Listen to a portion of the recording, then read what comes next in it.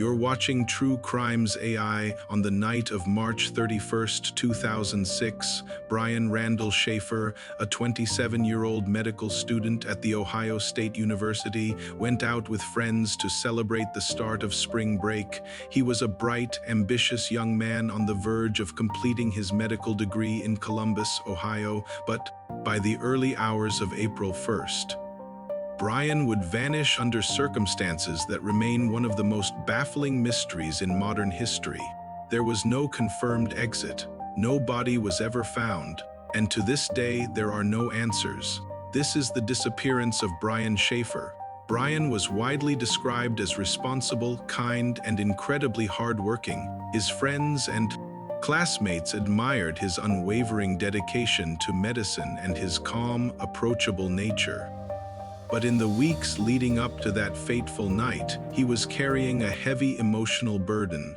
His mother had died suddenly from a heart condition, and while Brian tried his best to cope with the immense grief, those closest to him noticed subtle changes. There were occasional mood shifts, and he was drinking more heavily than usual. That night, Brian went out to relax and unwind with friends, visiting several bars to enjoy a brief escape from the pressures of medical school. According to everyone with him, he appeared relaxed, social, and in genuinely good spirits, just happy to be out. Their night of bar hopping eventually led them to the Ugly Tuna Saloona, a popular spot located on the second floor of a shopping mall. Security cameras captured Brian entering the crowded, lively bar, casually interacting with other patrons and moving through the space. At approximately 1:55 a.m., he was filmed talking to two women near the entrance. He appeared completely normal, laughing, smiling, and engaged in a friendly conversation. This single, fleeting moment would become the last confirmed sighting of Brian Shaffer. After this, he seemed to vanish into thin air. The layout of the bar is crucial to this mystery. It had only one public entrance and exit, and both were under constant camera surveillance.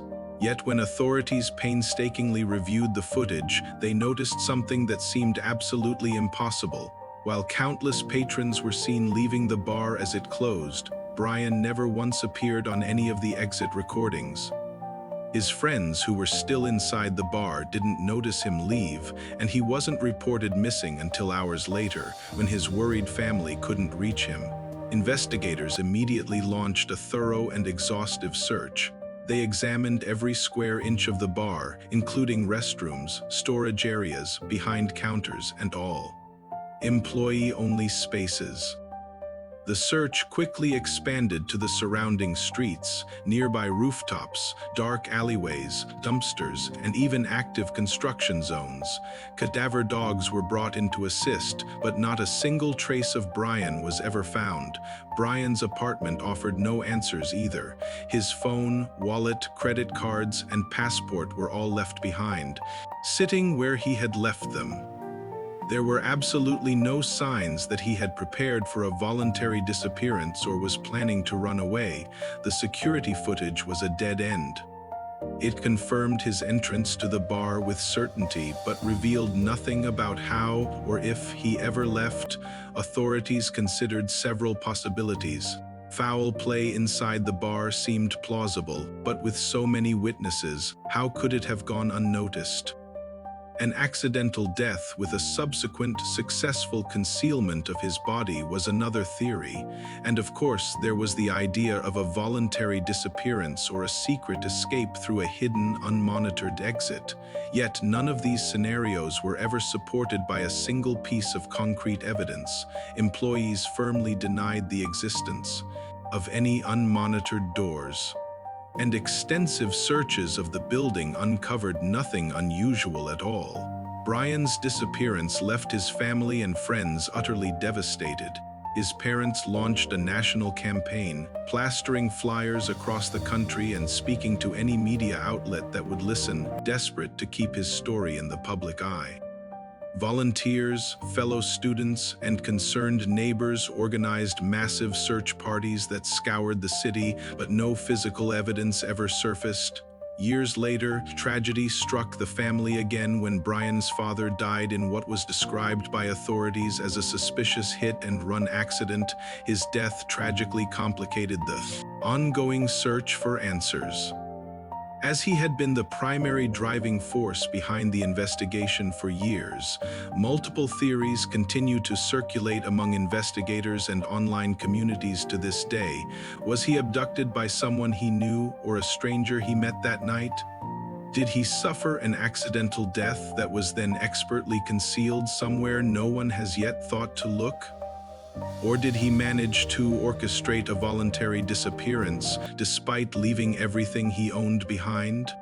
Podcasts, documentaries, and online forums dissect every single detail of that night, the surveillance footage, the witness statements, the timelines, all in an attempt to explain the unexplainable.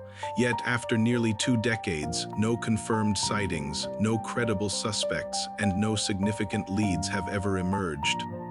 The case has remained stubbornly cold. The mystery of Brian Shaffer is so chilling because it challenges our fundamental assumptions about safety in public spaces. A man enters a crowded, well-lit bar, is captured on camera, interacts with his friends and other patrons, and then disappears entirely without a single trace. How does someone just vanish in plain sight, surrounded by people? The case remains open. Law enforcement continues to treat it as an active missing person investigation, and the story has cemented itself as one of the most baffling and haunting disappearances in United States history. Even today, Brian Shaffer's story continues to capture public attention. His disappearance is revisited time and again in media, documentaries, and true crime communities all around the world. Each new analysis brings up the same haunting, unanswered questions. Where did he go? Was foul play involved? And how could someone disappear so completely right in the middle of a crowded bar, leaving nothing behind but a ghost on a security camera? If you found this case as compelling as we do, consider liking the video and subscribing to True Crimes AI.